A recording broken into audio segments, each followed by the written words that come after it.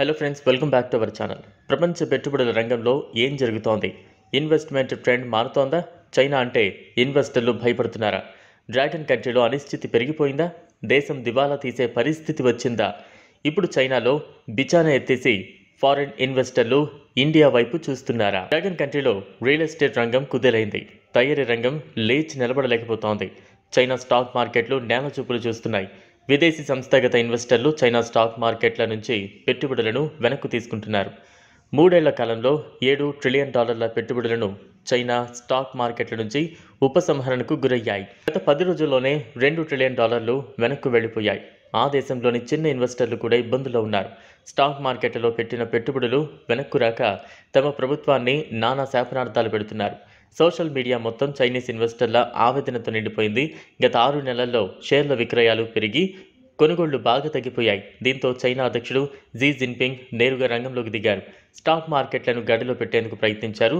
పరిశ్రమల పెద్దలతో సమావేశమయ్యారు. ఆయన ఎటువంటి చర్యలు తీసుకున్నారో బయటకు రాలేదు. ఆ ఒక్కరోజు కోలుకున్న చైనా స్టాక్ మార్కెట్లు తర్వాత తిరోగమన మార్గంలోనే పయనిస్తున్నాయి. చైనా ఇన్వెస్టర్ ఫ్రెండ్లీ దేశం కాదని తేల్చిన కంపెనీలు గంభీరంగా భారత్ వైపు చూస్తున్నాయి.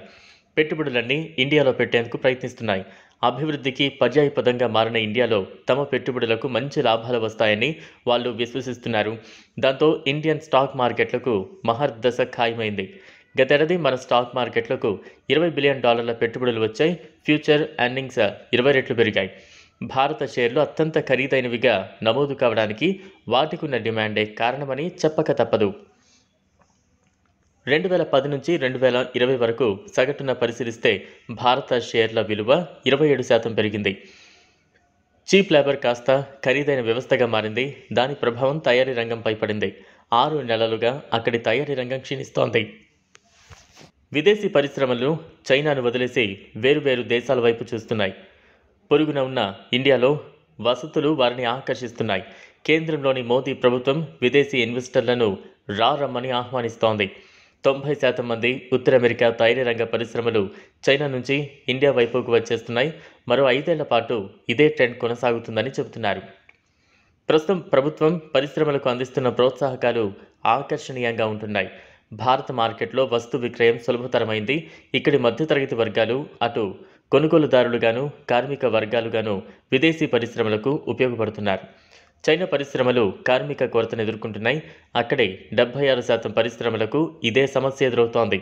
Gold man Sachs, Morgan Stanley లాంటి సంస్థలు భారత్లో పెట్టుబడి అవకాశాలపై చూస్తున్న విశ్లేషణలు మరింత ఊతమిచ్చేవిగా ఉంటున్నాయి. భారత్లో తయారైన వస్తువులకు ప్రపంచవ్యాప్తంగా భారీ డిమాండ్ ఉంది.